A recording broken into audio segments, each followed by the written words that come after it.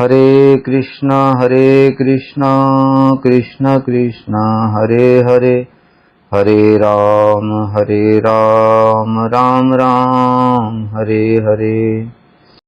हम लोग श्री जैव धर्म की प्रस्तावना के विषय में श्रवण कर रहे थे। इसमें हम लोगों ने सुना था कि जिस प्रकार से संसार में शिक्षाओं का तारतम्य होता है, स्कूल, कॉलेज, कंपनी, हर चीज का तारतम्य होता है, उसी प्रकार से भक्ति जगत में भी तारतम्य होता है। विभिन्न धर्म, संप्रदाय और उनकी शिक्षाओं में भी तारतम्य है। ये हम लोगों ने सुना था। आगे प्रारंभ करते हैं। विश्व में वेद ही सबसे प्राचीनतम ग्रंथ हैं। ये ब्रह्मा जी को सबसे पहले भगवान ने उनके हृदय में वेद प्रकाशित किए। ये वेद क्यों प्रकाशित किए? क्योंकि ब्रह्मा जी को भगवान ने आदेश दिया कि आप सृष्टि करो। सृष्टि शक्ति संचार की उनके अंदर में। अभी सृष्टि करेंगे तो उसका कोई नियम तो होना चाहिए।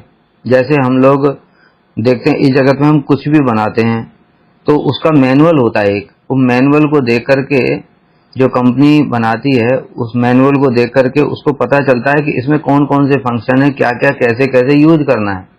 अगर वो नहीं होगा तो फिर यूज भी नहीं कर पाएंगे, या उल्टा सीधा यूज करेंगे तो वस्तु खराब हो जाएगी। उसी प्रकार से जो वेद हैं वो भी ब्रह्मा जी के लिए ये सारे नियम हैं। ब्रह्मा जी के लिए ही नहीं, सिर्फ सभी जगत के सभी लोगों के लिए, चाहे वो ऋषि मुनि हो, चाहे वो देवता हो, प्रजापति हो अथवा मनुष्य हो, उन सब के लिए है। वेद का मतलब ही होता है कि विद्यते ज्ञायते अन्येति वेदः, अर्थात जिसके द्वारा यथार्थ ज्ञान प्राप्त हो, अथवा वेदयतीति इति वेदः, जो जीव को धर्म, अर्थ, काम, मोक्ष तथा परम पुरुषार्थ भगवान के विषय में ज्ञान कराता है। ये वेद है। ये विद धातु से बना है। विद धातु का मतलब होता है जानना। तो इसके द्वारा जाना जाता है। कहते किसको जाना जाता है? भगवान ने ये ब्रह्मांड किस लिए बनाया है? ये केवल भोग करने के लिए नहीं बनाया। भगवान तो सभी जीवों के मूल हैं और सबके पिता हैं। इसलिए भगवान ने देखा कि ये जीव बहिर्मुख होकर के भोग की इच्छा करेगा, तो उसके लिए ब्रह्मांड में भोग की व्यवस्था तो कर दी, किंतु फिर भी उनकी बड़ी अहेतुकी कृपा है भगवान की जीवों के प्रति। इसलिए भगवान ने सोचा ये मेरे पास कैसे वापस आएगा। इसके लिए उन्होंने वेदों में सारा का सारा ज्ञान दिया है। इसलिए भगवान ने स्वयं ही कहा है। बहुत सारे लोग कहते हैं वेदों का ये तात्पर्य है, वेदों का वो तात्पर्य है। चलो भैया, तुम अपनी बुद्धि से क्यों बोल रहे हो? भगवान से खुद ही सुन लेते हैं हम। भगवान गीता में क्या कह रहे हैं? वेदैश्च सर्वै अहमेव वेद्यो वेदांत कृत वेद विदेव चाहम। इसका मतलब क्या हुआ? वेदैश्च सर्वै, समस्त वेदों के द्वारा, अहम एव, एकमात्र निश्चित रूप से मुझे ही जाना जाता है। तो इसलिए वेद केवल धर्म, अर्थ, काम और मोक्ष की शिक्षा देने के लिए नहीं है। वेद वास्तव में भगवान को जानने के लिए हैं।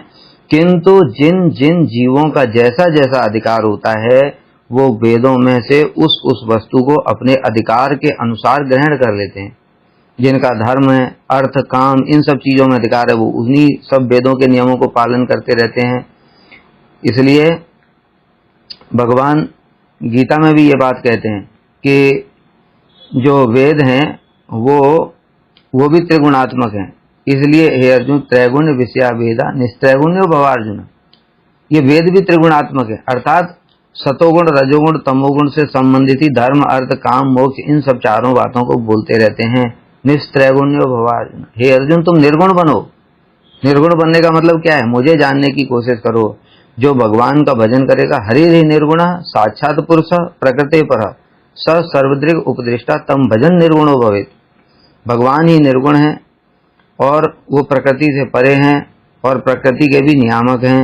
उनका भजन करने वाला ही निर्गुण हो सकता है।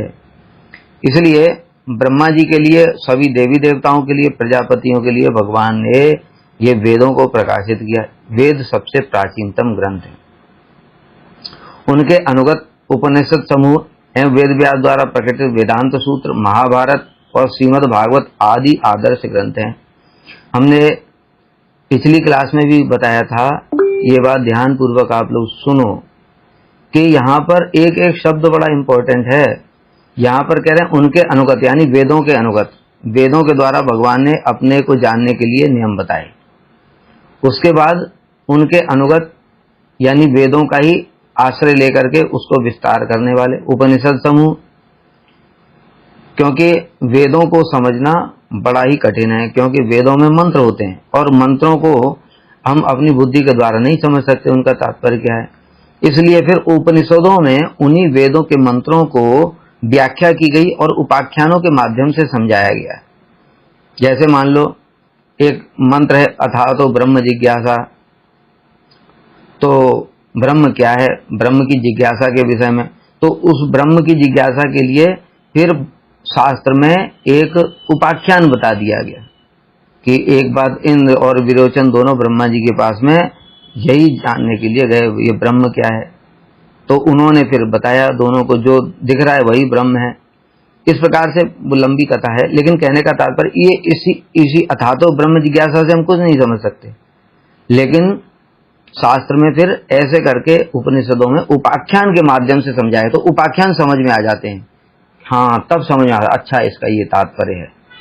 और वेद व्यास द्वारा प्रकटित वेदांत सूत्र महाभारत और श्रीमद् भागवत, यहाँ पर प्रकटित शब्द प्रयोग हुआ है, यहाँ पर ऐसे लिखा हुआ या रचना किया हुआ इस प्रकार की चीज नहीं है। कारण क्या है, क्योंकि ये सब चीजें वेदांत सूत्र श्रीमद् भागवत ये तो नित्य है। देखो वेद व्यास जी तो द्वापर के अंत में आए और द्वापर के अंत में आकर के उन्होंने ग्रंथों की रचना की, लेकिन श्रीमद् भागवत के विषय में तो बताया है अम्बरीश प्रोक्तम नित्यम भागवत शृणु पठस्व स्वक मुखेनापि यदिच्छति भवक्षयम्। गौतम ऋषि अम्बरीश महाराज को कह रहे हैं, हे अम्बरीश, अगर तुम इस भव सागर से पार होना चाहते हो तो नित्य भागवत को श्रवण करो। तो अम्बरीश महाराज तो सतयुग के हैं और व्यास जी तो द्वापर के हैं, तो यहाँ पर तो नित्यम भागवत श्रृणु, नित्य भागवत को श्रवण करो। इसका मतलब क्या, भागवत तो पहले ही, भागवत तो नित्य वस्तु है, भागवत तो भगवान के श्री अंग हैं। श्रीमद् भागवत के 12 स्कंद भगवान के 12 अंग हैं, ये श्लोक है पद्म पुराण में। इसलिए श्रीमद् भागवत नित्य है। तो वेद व्यास जी ने फिर क्या किया, वो थे लेकिन ग्रंथ रूप में नहीं थे, और कलयुग का जीव उसके लक्षण बताएगा, मंदाह सुमंद मते, मंद भाग्या है उपद्रता, महामंदमती होगा। हम ये बात देखते भी हैं कि थोड़ा सा ही बताते हैं और बताते बताते 5 मिनट के बाद में पूछते हैं क्यों बता रहे थे, तो किसी को पता ही नहीं है। कुछ पढ़ते हैं तो याद नहीं रहता है। संस्कृत तो दूर की बात है, जो हिंदी लिखी हुई है उसको भी एक्सप्लेन करते तो समझ में नहीं आती। इस प्रकार से हम लोगों की बड़ी दुर्दशा है। तो जब हम कुछ समझ ही नहीं पाएंगे, उससे पहले जो सतयुग त्रेता इत्यादि युगों में ये गुरु परंपरा द्वारा श्रवण किए जाते थे, तो ये जो शास्त्र हैं ये गुरु परंपरा द्वारा श्रवण किए जाते थे। उस समय किताबें नहीं होती थी और वो सब शिष्य श्रुतिधर होते थे, वो सुनने के साथ ही साथ याद कर लेते। लेकिन हम लोग सुनने के बाद क्या 10 बार पढ़ने से भी याद नहीं होता है। इसलिए व्यास जी कलयुग के जीवों के कृपा करने के लिए उन्होंने इनको लिपिबद्ध कर दिया, अर्थात ग्रंथ रूप में वर्णन किया। पहले तो वेद भी एक ही था, उसको फिर व्यास जी ने उसको कैटेगरी बनाई, ऋग्वेद, सामवेद, यजुर्वेद, अथर्ववेद, और चारों वेदों में अलग अलग प्रकार का विषय वस्तु दिया गया और फिर उनके फर्दर और विभाग किए जिससे कि हम लोगों को समझ में आ सकें। तो यहाँ पर प्रकटित शब्द ये विशेष रूप से इसीलिए हुआ है कि ये तो पहले से ही थे, वेद व्यास जी ने उनको प्रकट कर दिया हम लोगों के लिए। तो उसमें वेदांत सूत्र क्या है, उन्हीं उपनिषदों में से 5.5 सूत्रों का वेद व्यास जी ने संकलन किया। इसको ही वेदांत सूत्र अथवा ब्रह्म सूत्र कहते हैं। फिर महाभारत, वेदों में स्त्रियों और शूद्रों का अधिकार नहीं था, तो व्यास जी ने सोचा इनका मंगल कैसे होगा, इसलिए उन्होंने उनके लिए महाभारत की रचना की। उसमें भी सारे के सारे धर्म अर्थ काम और मोक्ष की बातों का वर्णन किया, तो उन पर भी कृपा कर दी। और अंत में इतना सब ग्रंथ लिखने के बाद भी, यानी कि एक वेद को 4 भागों में विभाजित किया, 1100 से अधिक उपनिषद हैं, 18 पुराण, 18 उपपुराण, 18 अधिपुराण, महाभारत, इतना सब लिखने के पश्चात भी श्री वेद व्यास जी के मन को शांति नहीं मिली। तब उस समय बड़े खिन्न मन से वो बैठ गए। तब श्री नारद जी वहां पर आए और नारद जी से उन्होंने अपने मन को अशांत होने का कारण पूछा। तब नारद जी ने कहा, हे वेद व्यास, तुमने अब तक जितने भी शास्त्र लिखे हैं उनमें धर्म अर्थ काम और मोक्ष की बात की है, किंतु भगवान की शुद्ध भक्ति, उस हेतु की भक्ति, इसका तो तुमने ठीक ठीक रूप में निरूपण ही नहीं किया। कृष्ण की लीलाओं को तो ठीक से निरूपण ही नहीं किया। इसलिए नैष्कर्म अपि अच्युत भाव वर्जितम न सोवते ज्ञानम अलम निरंजनम, मतलब कि वो जो ज्ञान है जिसमें कि निष्काम नैष्कर्म होता है, निष्काम होता है, वह भी भगवान की भक्ति से रहित होने पर शोभा नहीं पाता, तो बाकी जो कर्म इत्यादि की तो क्या बात की जाए। इसलिए हे वेद व्यास, तुम अब समाधि में भगवान की लीलाओं का दर्शन करो और उनको वर्णन करो, शुद्ध भक्ति का वर्णन करो। तब वेद व्यास जी ने श्रीमद् भागवत की रचना की और तब जाके उनके हृदय को शांति मिली। इसलिए यहाँ पर विशेष बात है कि जब तक हम लोग श्रीमद् भागवत का आश्रय नहीं लेंगे, हमारे मन को शांति कैसे मिल सकती है। जिन्होंने लिखा उनके ही मन को शांति नहीं मिली और हम लोग भी कंफ्यूज हो सकते हैं। इसलिए यहाँ पर ये सब वेद व्यास जी ने ये सब किया। उसके बाद कह रहे हैं, आगे चलकर इसी आदर्श से अनुप्राणित होकर भारतवर्ष में अनेकों प्रकरण ग्रंथ लिखे गए। अब यहाँ पर विशेष बात बता रहे हैं कि जो आगे आए लोग और वो धर्म को दूसरों को समझाना चाहते थे, बुद्धिजीवी लोग थे, तो उन लोगों ने प्रकरण ग्रंथ लिखे। प्रकरण ग्रंथ का मतलब क्या है? संस्कृत के हिसाब से प्रकृष्टम क्रियते निरूप्यते विषयो यस्मिन् सह प्रकरणम, अर्थात जिस ग्रंथ में विशेष विषय का विस्तार पूर्वक निरूपण किया जाए उसे प्रकरण ग्रंथ कहते हैं। जैसे हम लोग देखते हैं कि भक्ति रसामृत सिंधु श्रील रूप गोस्वामी ने वर्णन किया, ये प्रकरण ग्रंथ है। इसमें भक्ति रस का, यानी किसी विशेष विषय यानी भक्ति रस, उस भक्ति रस का विशेष रूप से वर्णन किया है। इसी प्रकार से जैव धर्म में, इसमें भी हम लोग देख संबंध अविधेय प्रयोजन का बड़े सुंदर रूप से वर्णन किया है। इस प्रकार से माधुर्य कादम्बनी है। माधुर्य कादम्बनी विशेष विषय क्या है? भक्ति की अवस्थाएं, श्रद्धा, साधु संग, भजन क्रिया, अनर्थ निवृत्ति, निष्ठा, रुचि, आसक्ति, भाव, प्रेम, इन सब का बड़े सुंदर रूप से वर्णन किया गया है। तो किसी विशेष विषय का जिसमें वर्णन किया जाता है।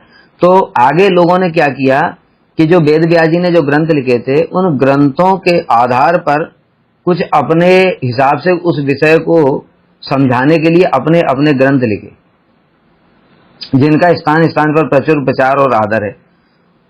वो अनेक प्रकार के लोग थे, जो थोड़े बुद्धिजीवी थे, जिनको संस्कृत का ज्ञान था, किंतु इन प्रकरण ग्रंथों में बड़ी समस्या हुई। इन प्रकरण ग्रंथों में तारतम्य, वैशिष्ट्य और भेद आदि की तो बात ही क्या, परस्पर सामंजस्य रहित विभिन्न प्रकार के मतभेद और काल्पनिक विचारधाराएं भी परिलक्षित होती। मतलब लोगों ने जैसे मर्जी आया वैसे अपनी बुद्धि से ग्रंथ तो लिख दिए, लेकिन उन ग्रंथों को ठीक ठीक विषय को उन्होंने जस्टिफाई नहीं किया।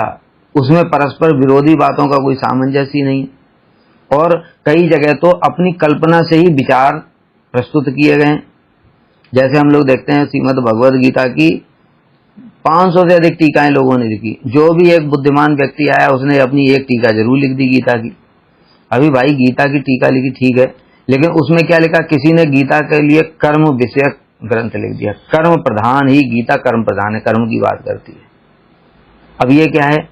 ये तो सामंजस्य ही नहीं हुआ, क्योंकि भगवान कहते हैं कि नाम वेदई न तपसा न ज्ञाने न चेज्या, कि मैं वेद से, तपस्या से, ज्ञान से, ये तो कर्म है। वेद तपस्या, वेद अध्ययन, तपस्या इत्यादि ये कर्म है।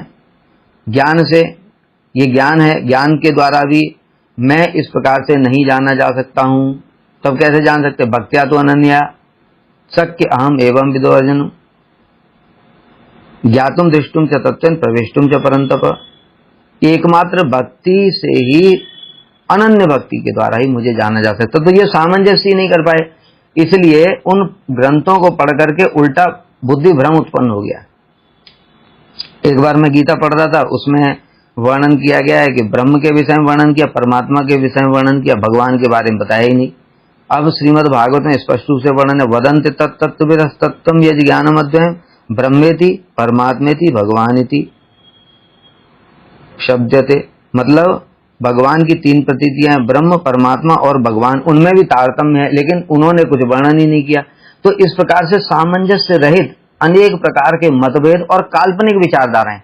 काल्पनिक विचारधारा का उदाहरण देता हूं कि जैसे शंकराचार्य जी ने एक काल्पनिक मत ही प्रस्तुत कर दिया। अब एक समय मैंने देखा कि ये ऐसे शंकराचार्य जी प्रत्येक चीज को ज्ञान के द्वारा सिद्ध कैसे कर सकते हैं, जहां पर भगवान स्पष्ट रूप से कह रहे हैं कि मुझे केवल भक्ति के द्वारा ही जान सकते हो। भक्त्या माम अभिजानाति यावान यह च अस्मि तत्वतः ततो माम तत्वतो ज्ञात्वा विशते तदनंतरम। एकमात्र अनन्य भक्ति के द्वारा तुम मुझे जान सकते हो और उसको जानने के बाद मेरे धाम में प्रवेश कर सकते हो। तो मैंने सोचा कि इसमें शंकराचार्य जी कैसे सिद्ध कर सकते हैं कि ये तुम भगवान को ज्ञान के द्वारा प्राप्त किया जा सकता है। मैंने पढ़ी उनकी टीका और पढ़ करके देखा पूरा काल्पनिक मत वहां पर प्रस्तुत कर दिया उन्होंने, और ज्ञान की और भक्ति की ऐसी व्याख्या करके घुमा फिरा करके ये सिद्ध कर दिया कि ज्ञान ही तो भक्ति है। ये काल्पनिक मत है। ज्ञान और भक्ति में तो जमीन आसमान का अंतर है। भक्ति जो है भगवान की प्रेममयी सेवा है, और ज्ञानी लोगों के लिए तो वो जो भगवान है वो अनित्य वस्तु है। इसलिए ये तो काल्पनिक मत है, लेकिन अपनी बात को सिद्ध करने के लिए उन्होंने ऐसा घुमाया और घुमा करके ऐसी बात को सिद्ध कर दिया। तो इस प्रकार से जो संसार में ग्रंथ हैं अनेक सारे, हम पढ़ते हैं जब, तो परस्पर अनेक प्रकार के मतभेद हैं, सामंजस्य नहीं है, कहीं पर काल्पनिक विचारधाराएं हैं। बौद्धों ने शून्यवाद लिखा और उसमें एक कल्पना कर दी कोरी, भगवान जैसी कोई वस्तु नहीं है, सब कुछ शून्य से उत्पन्न हुआ है और शून्य में लीन हो जाएगा, ये कल्पना। साइंटिस्ट लोग अपना एक सिद्धांत जो देते हैं, ये भी कल्पना है। ये कणाद इत्यादि लोगों ने भी ये थ्योरी दी है। उन्होंने ये वर्णन कर दिया कि बिग बैंग जैसी घटना हुई और ऐसे परस्पर कण मिले और कण मिलते मिलते अणु बने, परमाणु बने, फिर अणु बने, और ऐसे करते करते हम लोग बन गए। तो इस प्रकार की जो काल्पनिक विचारधाराएं हैं ये जगत में चल रही हैं। फलस्वरूप धर्म जगत में नाना प्रकार के उथल पुथल और उपद्रव हुए हैं और हो रहे हैं। इस कारण से उपद्रव हो रहे हैं क्योंकि जो परंपरा चली आ रही थी वो परंपरा से हट करके लोगों ने अपने नए नए सिद्धांत निकाल दिए अपनी बुद्धि के हिसाब से। ये सबसे बड़ी समस्या है धर्म ग्रंथों के विषय में। ऐसी विकट परिस्थिति में स्वयं भगवान ने परतत्व के रूप में जीव मात्र का उद्धार करने के लिए सप्त तीर्थों में प्रधान मायापुर तीर्थ में आविर्भूत होकर अपने प्रिय पार्षदों द्वारा संपूर्ण शास्त्रों का यथार्थ तात्पर्य मूल सार संकलन करवाकर लगभग 500 वर्ष पूर्व सबके हृदय में दिव्य ज्ञान मूला भक्ति का उन्मेष कराया था। अब देखो यहाँ पर क्या कह रहे हैं, जब भगवान ने ये देखा, यदा यदा ही धर्मस्य ग्लानिर्भवति भारत अभ्युत्थानम अधर्मस्य तदात्मानं सजाम्यहम् परित्राणाय साधूनां विनाशाय च दुष्कृतां धर्म संस्थापनार्थाय संभवामि युगे युगे। भगवान जब भी धर्म की हानि देखते हैं और अधर्म को बढ़ते हुए देखते हैं, तब उस समय धर्म की पुनः स्थापना करने के लिए भगवान या तो स्वयं प्रकट होते हैं अथवा किसी योग्य जीव में शक्ति संचरित कर देते हैं और धर्म की स्थापना करा देते हैं। तो भगवान ने देखा ये सब क्या हो रहा है, ये सब जो ग्रंथ हैं उनको काल्पनिक, सामंजस्य रहित और विचित्र प्रकार के व्याख्याएं हो रही हैं और समाज जो भ्रष्ट हो रहा है, तब भगवान स्वयं ही सप्त तीर्थों में प्रधान माया तीर्थ श्रीधाम नवद्वीप में आविर्भूत हो गए। कैसे? सपार्षद सुयधाम सह अवतरी। यहाँ पर एक विशेष बात है, जो सप्त तीर्थ हैं उसमें अयोध्या, मथुरा, माया, काशी, कांची च अवंतिका, पूरी, द्वारावती च सप्तैता मोक्षदायिका। यहाँ पर बताया अयोध्या, मथुरा, माया। यहाँ पर माया हरिद्वार को भी कहते हैं और माया से मायापुर भी है, तो इसलिए हम दोनों अर्थ ले सकते हैं। काशी, कांची, अवंतिका और पुरी, द्वारावती, वैसे तो मायापुर नवदीप धाम में सारे के सारे तीर्थ वहां पर विराजमान है। इसलिए मायापुर के अंदर तो हरिद्वार ऑटोमेटिक ही आ गया, लेकिन हरिद्वार के अंदर मायापुर नहीं है। हरिद्वार एक तीर्थ है, लेकिन मायापुर धाम है। धाम के अंदर सारे तीर्थ भगवान की सेवा के लिए उपस्थित रहते हैं। जैसे हम लोग ब्रज में देखते हैं, ब्रज में सारे तीर्थ अपने मूल स्वरूप में विराजमान हैं। हम लोग अभी सिद्धांत को नहीं जानते, इसलिए सोचते हैं कि जो बद्रीनाथ, केदारनाथ, वहां पे एक बार दर्शन कर लेना चाहिए, बाकी फिर ब्रज में दर्शन करते रहेंगे। भाई एक बार दर्शन कर लेना चाहिए, अगर ऐसी इच्छा है तो गलत नहीं है, वहां पर कर आओ, लेकिन ये मत बोलो कि वो मूल है, क्योंकि विचार करने वाली बात है। सारे शास्त्र का निष्कर्ष यह है कि कृष्ण ही मूल है। ईश्वर परमा कृष्ण सच्चिदानंद विग्रह अनादिरादि गोविंद सर्व कारण कारणम। जहां कृष्ण स्वयं भगवान मूल रूप में विराजमान है, तो सारे तीर्थ क्या उनकी अंश से सेवा करेंगे कि मूल रूप में सेवा करेंगे? विचार करने वाली बात। मूल रूप में सारे तीर्थ वहीं पर रहेंगे जहां पर स्वयं भगवान हैं, और अंश रूप में वहां दूसरी जगह जैसे भगवान के प्रकाश हैं चित जगत में, उसी प्रकार से यहाँ पर भी तीर्थों के भी प्रकाश उसी प्रकार से रहते हैं, तो वो अंश रूप में वहां पर हैं। तो मायापुर नवदीप धाम भी ब्रज से अभिन्न है, और अपने पार्षदों सहित श्री चैतन्य महाप्रभु वहां पर प्रकट हुए, और प्रकट होकर के उन्हें संपूर्ण शास्त्रों का यथार्थ तात्पर्य मूल्य सार संकलन करवा करके महाप्रभु ने स्वयं ये कार्य नहीं किया, अपने परिकरों को प्रेरणा प्रदान की। जैसे श्री जीव गोस्वामी, श्री रूप गोस्वामी, श्री सनातन गोस्वामी, श्री जो हमारे 6 गोस्वामी है, गोपाल भट्ट, रघुनाथ दास गोस्वामी इत्यादि, इन सबके हृदय में प्रेरणा प्रदान की, और सबके हृदय में दिव्य ज्ञान मूला भक्ति का उन्मेष कर दिया।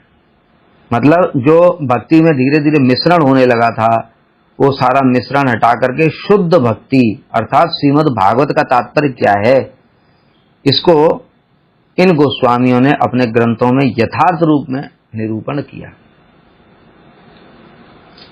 उनमें से 3-4 को छोड़कर अधिकांश ग्रंथ ही संस्कृत भाषा में लिपिबद्ध हैं। जैसे हम लोग देखते हैं श्री रूप गोस्वामी, श्री सनातन गोस्वामी के ग्रंथ हैं ललित माधव, विदग्ध माधव, भक्ति रसामृत सिंधु, उज्ज्वल नीलमणि इत्यादि, और श्री जीव गोस्वामी के ग्रंथ हैं षड संदर्भ इत्यादि, गोपाल चंपू इत्यादि, और श्री सनातन गोस्वामी का बृहद भागवतामृत, हरिभक्ति विलास इत्यादि, ये सब संस्कृत में हैं।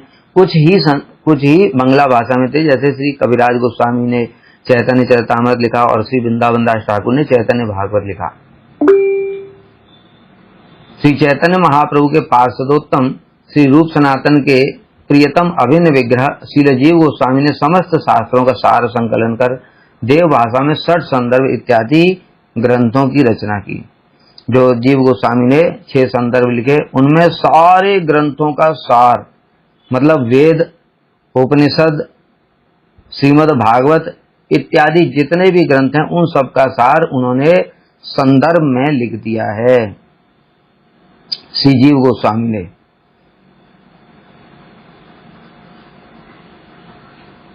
और उनके माध्यम से स्वयं भगवान की जीवोद्धार लीला की निगूढ़तम इच्छा को व्यक्त किया है, और उन ग्रंथों में यह सब प्रकाशित किया कि कैसे महाप्रभु जीवों का कल्याण चाहते हैं। जैसे होता है ना, तत्व संदर्भ है, तत्व संबंध में प्रमाण तत्व, प्रमाण क्या होता है, भगवत संदर्भ है, उसमें भगवान के स्वरूप और ऐश्वर्य का वर्णन किया है।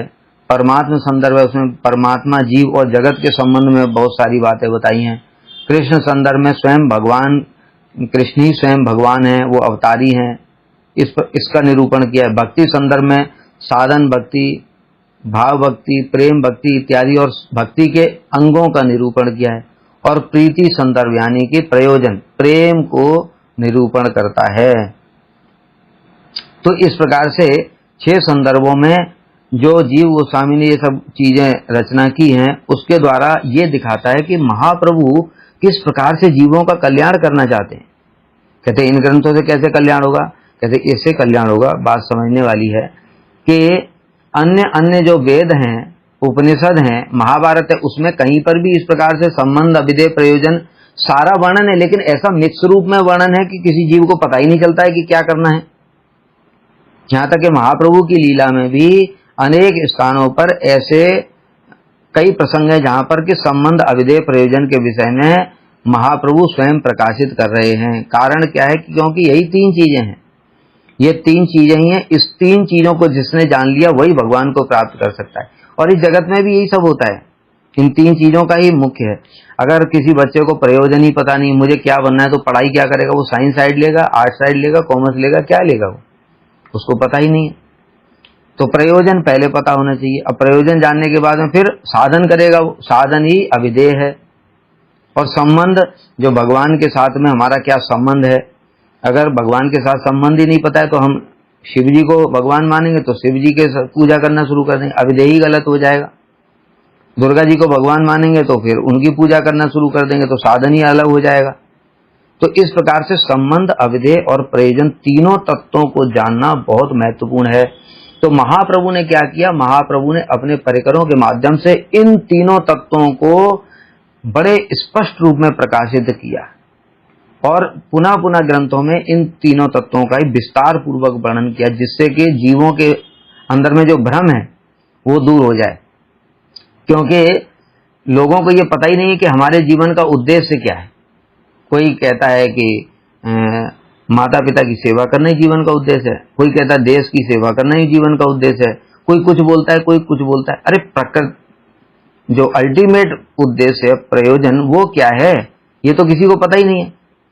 इसलिए इन ग्रंथों के माध्यम से ये संबंध अविधेय प्रयोजन को विस्तार रूप में निरूपण किया, तब हमको पूरा स्पष्ट रूप से समझ में आया, ओ कृष्ण की प्राप्ति, ब्रज की भक्ति ही हमारा उद्देश्य है। तो ये भगवान की जीवोद्धार लीला है। कुछ लोग शास्त्रों का यथार्थ तात्पर्य अनुधावन नहीं कर पा सकने के कारण उनके आंशिक या कलामात्र, यहाँ तक कि छाया या विरुद्ध भाव को ही ग्रहण करने के लिए बाध्य हुए। यहाँ पर बता रहे हैं बहुत सारे लोग ऐसे हैं, जैसे कि बताया कुछ मायावादी लोग हैं, वो यथार्थ तात्पर्य तो ग्रहण नहीं कर पाए और उन्होंने भगवान को एक काल्पनिक बता दिया, ब्रह्म ही मूल तत्व है। अरे जबकि शास्त्र स्पष्ट रूप से बोलते हैं कि ब्रह्म तो भगवान की अंग कांति है। ब्रह्मा जी स्वयं, जिसमें गोविंद स्त्रोत में ये बात कह रहे हैं कि जो ब्रह्म है वो भगवान की अंग कांति मात्र है,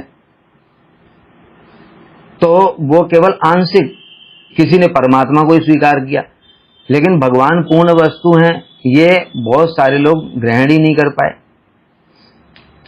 और आंशिक या कलामात्र, और दूसरा विरुद्ध भाव, विरुद्ध भाव हो गया यहाँ पर जो बताया, भगवान की सेवा के विरुद्ध भाव जो मुक्ति है, उस मुक्ति को ही प्रयोजन किसी ने स्थापित कर दिया। अब भाई जब मुक्ति हो जाएगी तो भक्ति के विरुद्ध हो जाएगा, क्योंकि जीव ब्रह्म हो गया एक मिल करके। तो भक्ति में तो तीन चीजें चाहिए, सेव्य, सेवक और सेवा। अभी सेव्य और सेवक एक ही हो गए तो फिर सेवा कौन करेगा? तो ये विरुद्ध भाव हो गया, इसलिए ये लोगों ने विरुद्ध भाव को ही ग्रहण कर लिया।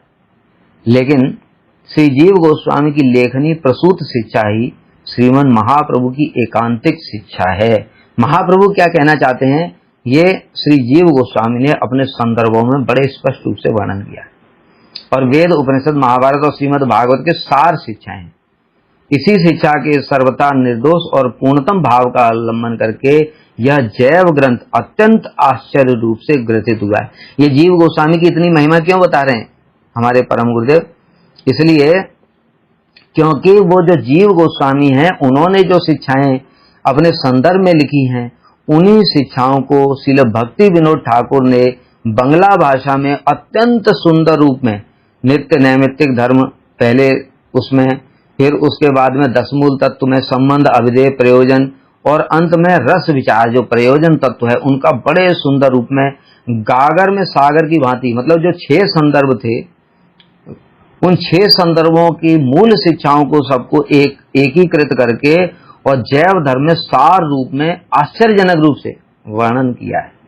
इसलिए ये जैव धर्म की महिमा बहुत अधिक है। ये समझ लो कि 6 संदर्भ पढ़ने की आवश्यकता नहीं, जिसने जैव धर्म को ठीक ठीक समझ लिया। नीचे जैव धर्म नामकरण के, अब इसका नामकरण जैव धर्म ही क्यों किया श्रील भक्ति विनोद ठाकुर ने, उसके विषय में बता रहे हैं। ग्रंथकार ने इस ग्रंथ का नामकरण किया है जैव धर्म।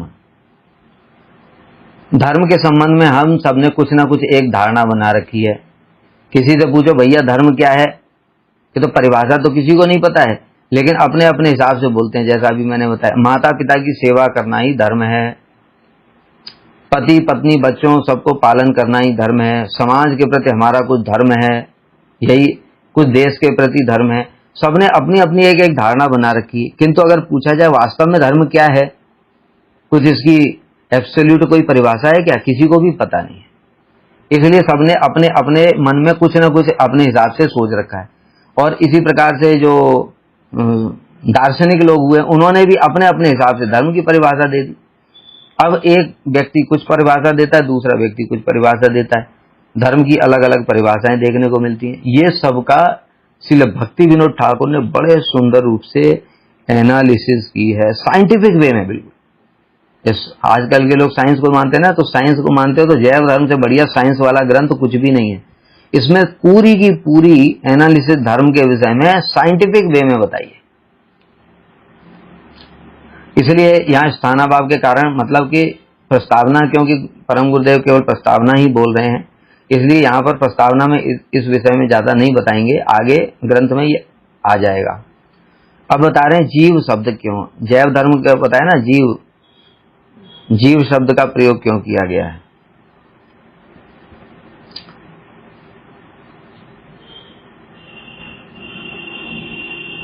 तो इसमें बताते हैं, संस्कृत भाषा में जीव शब्द में ष्ण प्रत्यय लगा करके और जीव बन जाता है। जैव अर्थात जीव का, जीव संबंधी है। जैव मतलब होता है जीव संबंधी, जीव से संबंधित। वैसे जीव शब्द का अर्थ क्या होता है, जीवति इति जीवः, अर्थात जो जीवित रहता है, प्राणों को धारण करता है, वह जीव होता है। अब ये भी जैसे बताया ना, संसार के लोग अपने अपने हिसाब से अर्थ निकालते हैं। अभी बहुत सारे जो लोग हैं वो जीव को केवल मनुष्य ही बोलते हैं, कहते जीवों पर दया करो, जीवों पर दया करने की बात कहते हैं, और बकरे को काटो, मांस खाओ, तो वो क्या जीव नहीं है। ये शास्त्र के अनुसार जीव, संस्कृत के अनुसार जीव क्या है, जीवती थी, जो जीवित है वही जीव है। तो तुम कुछ जीवों को, वो जो उनके प्रति दया करोगे, मतलब उनको गरीब हैं तो उनको कपड़े बांटोगे, उनको खाना खिलाओगे, उनके लिए वृद्धाश्रम बनाओगे, उनके लिए हॉस्पिटल बनाओगे, और बाकी जो बकरे हैं, मछलियां हैं, इन सबको काट काट करके खाओगे। तो ये तुम्हारी कौन सी जीवों के प्रति दया है, ये तो केवल मनुष्यों के प्रति है। तो इसलिए यहाँ पर बताया ना, हर कोई अपने हिसाब से व्याख्या करता है। तो जीव का मतलब होता है जीवति इति जीवः, जो जीवित रहता है, प्राण धारण करता है। और जैव का अर्थ क्या हो गया, जीव से संबंधित। तो जैव धर्म मतलब जीव से संबंधित धर्म, इसी को जैव धर्म कहते हैं। यहाँ पर नीचे परम गुरुदेव कह रहे हैं, जीव शब्द से जीवन है, जिसे अर्थात जो जीवित रहता है वही जीव है, अर्थात प्राणी मात्र ही जीव है। जैव धर्म से ग्रंथकार ने जीव मात्र या प्राणी मात्र के धर्म को लक्ष्य किया है। श्री कृष्ण मतलब क्या, केवल मनुष्य धर्म की बात नहीं कर रहे हैं, यहाँ पर जीव धर्म, जैव धर्म की बात की जा रही है। जैव अर्थात जीव संबंधी, सभी जीवों के लिए यूनिवर्सल है ये एब्सोल्यूट परिभाषा है, रिलेटिव नहीं है कि केवल कुछ जीवों के लिए है, कुछ जीवों के लिए नहीं है, ऐसा नहीं है। श्री कृष्ण चैतन्य महाप्रभु ने अपने एकांत अनुगत निज जन श्री रूप सनातन और जीव आदि 6 गोस्वामियों के द्वारा प्राणी मात्र या जीव मात्र के लिए कौन सा धर्म ग्रहणीय है और पालनीय है, इस विषय में शिक्षा दी है। उसके पश्चात 400 वर्षों के बाद गौर जन्म स्थान श्रीधाम मायापुर के समीपी इस ग्रंथ के लेकर सत्तम गोस्वामी भक्ति विनोद ठाकुर ने आविर्भूत होकर के जीवों के प्रति दयाद्र चित्त होकर बंगला भाषा में जैव धर्म की रचना की। इस ग्रंथ का थोड़ा बता रहे हैं कि कैसे इसकी रचना हुई। जो महाप्रभु ने शिक्षाएं दी, उन्हीं को फिर आज से लगभग 100-150 वर्ष पूर्व ठाकुर भक्ति विनोद का आविर्भाव हुआ श्रीधाम मायापुर के निकट ही वीर भूमि में, और वहां पर उन्होंने प्रकट होकर के और फिर जैव धर्म की रचना की। चैतन्य महाप्रभु की शिक्षाएं क्या है, उन्हीं शिक्षाओं का सार जैव धर्म है। चैतन्य महाप्रभु की शिक्षाएं क्या है, जीवेर स्वरूप है कृष्णेर नित्यदास, कृष्णेर तटस्था शक्ति भेदा भेद प्रकार। ये महाप्रभु की शिक्षा है कि जीव का स्वरूप है वो कृष्ण का नित्यदास है। भगवान कृष्ण ने स्वयं ही ये गीता में भी बोला है, ममे वांशो जीव लोके जीव भूत सनातन। जो जीव है वो मेरा सनातन अंश है। तो वो कृष्ण का नित्य दास है और कृष्ण की तटस्थता शक्ति से वो प्रकट हुआ है। और भेदाभेद प्रकाश अर्थात कृष्ण के साथ में उसका भेद और अभेद दोनों है। ये भेदाभेद क्या होता है ये हम लोग आगे पढ़ेंगे इसी ग्रंथ में जब वो विस्तार से आएगा। ग्रंथकार ने गौड़ीय वैष्णवों की संपूर्ण शिक्षा के बीज मंत्र स्वरूप उक्त मंत्र के आधार पर ही जैव धर्म की रचना की है। देखो ये बीज मंत्र है, क्योंकि संबंध ही नहीं पता है भगवान के साथ में, तो संबंध रहित सेवा को सेवा नहीं कहा जाता, तो सेवा ही नहीं होगी। पहले संबंध होना चाहिए। तो संबंध क्या है? संबंध यह है कि जीव कृष्ण का नित्य दास है, भगवान का अंश है, और दास का धर्म होता है कि वो अपने प्रभु की सेवा करे। तो ये दास और प्रभु इनके बीच में जो धर्म है सेवा का, यही धर्म ही नित्य धर्म है, वही जैव धर्म है। क्योंकि जीव संबंधी है। हम लोग शरीर धर्म की बात करते हैं। शरीर मतलब ये जो स्थूल शरीर दिख रहा है, अब ये स्थूल शरीर का तो भगवान के साथ संबंध ही नहीं है, तो माया के साथ संबंध है। लेकिन जीव उसके साथ संबंध किसका है? जीव के साथ भगवान का संबंध है। तो उसके साथ में जो धर्म जुड़ा हुआ है, इसलिए पहले ही बता जैव का मतलब क्या है? जीव संबंधी धर्म, और जीव हो गया जीवात्मा। तो आत्मा का जो धर्म है वो है कृष्ण की सेवा करना, क्योंकि आत्मा जीवात्मा कृष्ण का अंश है और प्रभु की सेवा करना ही दास का नित्य धर्म होता है। इसलिए इसका नाम जैव धर्म रखा गया। अतः यहाँ पर कह रहे हैं यह ग्रंथ जाति वर्ण आश्रम देश काल पात्र इत्यादि भेदों से परे मानव मात्र के लिए ही नहीं, अपितु मनुष्येतर कुलोद्भूत प्रस्तर पशु पक्षी कीट पतंग स्थावर जंगम सभी योनियों के लिए ही है। यहाँ पर बड़ी विशेष बात बता रहे हैं कि अभी जो मैंने व्याख्या करी, जैव धर्म, मनुष्य धर्म नहीं बोला, जैव धर्म। जैव मतलब जीव संबंधी। अब मछली के अंदर भी जीव है और हाथी के अंदर भी जीव है, बंदर के अंदर भी जीव है, मतलब आत्मा, आत्मा ही मूल है। तो उसका धर्म क्या है? उसका धर्म वो शरीर से संबंधित नहीं है। जाति किसकी होती है? जाति होती है मनुष्य जाति, पशु जाति, अथवा मनुष्य में भी ब्राह्मण क्षत्रिय वैश्य शूद्र, ये तो शरीर की जाति है। तो शरीर के धर्म की बात ही नहीं कर रहे हैं। दूसरा वर्ण, वर्ण भी होता है ब्राह्मण क्षत्रिय वैश्य शूद्र, आश्रम ब्रह्मचारी गृहस्थ वानप्रस्थ संन्यास, ये तो शरीर का धर्म है। जीवात्मा थोड़ी ब्रह्मचारी गृहस्थ वानप्रस्थ संन्यास होता है। देश काल पात्र इत्यादि के लिए नहीं, इसलिए जैव धर्म बताया पशु पक्षी कीट पतंग स्थावर जंगम सभी योनियों के लिए, क्योंकि वो जितनी भी योनियां हैं जो जीवित हैं, उन जीवित योनियों में जो जीव विद्यमान है उसके साथ ही इस धर्म का संबंध है। इसलिए इस ग्रंथ का नाम जैव धर्म रखा गया है। अब उदाहरण दे रहे हैं। अहिल्या यमलार्जुन सप्ताल निगराज भरत सुरभि गजेंद्र जामवंत अंगद सुग्रीव, इन सब की थोड़ी थोड़ी हम लोग कथा सुनेंगे कि तब ये ग्रंथ का जैव धर्म नाम सार्थक कैसे है। इस किस किस योनियों में कैसे कैसे जीवों ने भगवान की भक्ति की जबकि वो मनुष्य नहीं थे। इसलिए ये जो ग्रंथ का टाइटल दिया है जैव धर्म, इसको जस्टिफाई कर रहे हैं कि देखो हमने जो कहा कि यह शरीर वर्ण जाति आश्रम इन सबसे ऊपर सभी के लिए ये धर्म है, उसको कैसे जस्टिफाई किया जा रहा है कि देखो अलग अलग योनियों में भी किस किस ने भक्ति की, उसका उदाहरण दे करके यहाँ पर समझा रहे हैं और उस प्रकार से जैव धर्म टाइटल को सार्थक कर रहे हैं। इसको फिर हम लोग अगली क्लास में श्रवण करेंगे। वांछा कल्पतरुभ्यश्च कृपा सिन्धुभ्यैव च पतितानां पावनेभ्यो वैष्णवेभ्यो नमो नमः।